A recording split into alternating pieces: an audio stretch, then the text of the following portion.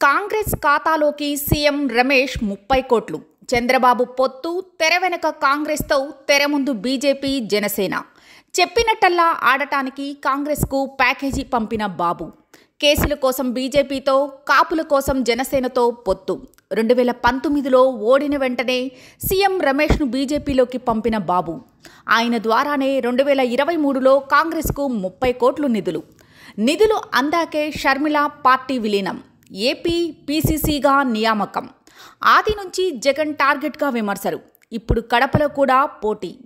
పీకే, షర్మిల, పవన్తో సహా బాబు బ్యాచ్ మొత్తానికి ప్రత్యేక విమానం కూడా సీఎం రమేష్దే.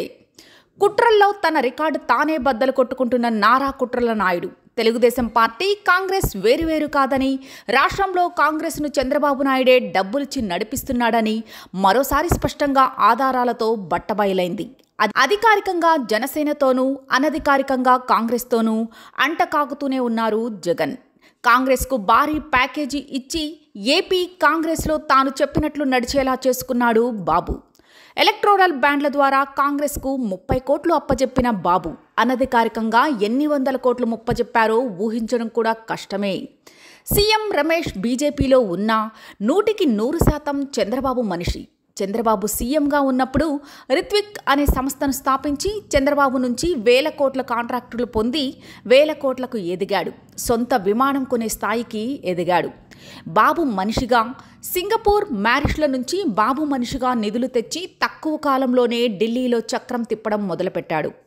బీజేపీలో ఉంటూనే ఢిల్లీ లాబీల్లో నారావారి ప్రయోజనాలు చక్కబెట్టడం ప్రారంభించాడు సీఎం రమేష్. స్థానిక ఎన్నికల్లో ఘోర ఓటమి తరువాత చంద్రబాబు నర్రెడ్డి సునీతను చేరదీశాడు. ప్రజాక్షేత్రంలో జగన్ను ఢీకొట్టలేమని తెలిసి మాయోపాలకు దిగాడు. వివేకా హత్య కేసును అడ్డుపెట్టుకుని వైఎస్ కుటుంబంలో చిచ్చు పెట్టడం ప్రారంభించాడు. వివేకా హత్య కేసులో తన భర్త పాత్ర బయటపడి ఇరుక్కుంటాడేమో అని బయటపడుతున్న సునీతను చేరదీసి అధికారం, ఆశ చూపెట్టి షర్మిలను చేరతీసి తన వైపు తిప్పుకున్నాడు బాబు. షర్మిల నేరుగా టీడీపీలో చేరితే ఎవరు నమ్మరు. అందుకనే శిష్యుడు రేవంత్ రెడ్డి చేత వైఎస్ఆర్టీపీని కాంగ్రెస్లో విలీనమయ్యేలా చేసి ఎలక్టోరల్ బ్యాండ్ల రూపంలో కాంగ్రెస్ చిల్లర ఖర్చుల కోసం 30 కోట్లు ఇచ్చారు.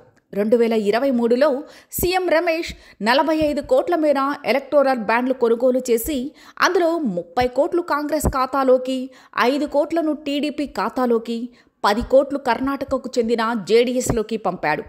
బీజేపీ పెద్దలను కలిసి టీడీపీ, బీజేపీల మధ్య పొత్తు కుదిరేలా చేయడానికి సీఎం రమేష్ తెర వెనుక చేయాల్సిందంతా చేశాడు.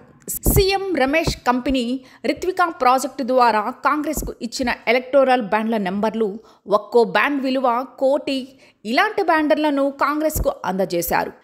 బ్యాండ్ల నంబర్లు ఇవే: 14402, 14412, 14414, 14416, 14418, 14420, 14422, 14424, 14426, 14427, 14429, 14431, 14433, 14435, 14437, 14439, 14441, 14443, 14445, 14447, 14449, 14451, 14454, 14456, 14458, 14460, 14462, 14464, 14466, 14477.